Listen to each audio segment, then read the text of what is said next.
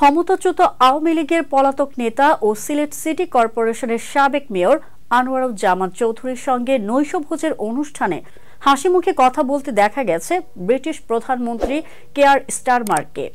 বিদায়ী বছরের ডিসেম্বরে গ্লাসগোর ক্রাউন প্লাজা হোটেলে লেবার পার্টির আয়োজিত নৈশভোজে যান আনোয়ারুজ্জামান।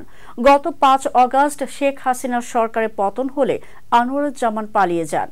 তার বিরুদ্ধে এরপর হত্যাসহ একাধিক মামলা হয়।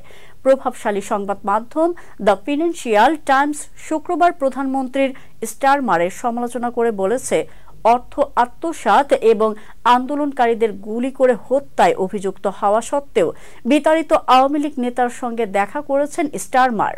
গত জুলাইয়ে যুক্তরাজ্যের সাধারণ নির্বাচনে জয় পায় লেবার পার্টি।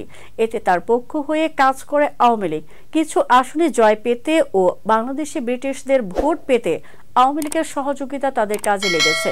এমনকি লেবারকে আওয়ামীপন্থী এক ব্যক্তি নির্বাচনী অনুদানও দিয়েছিলেন বলে জানা যায়।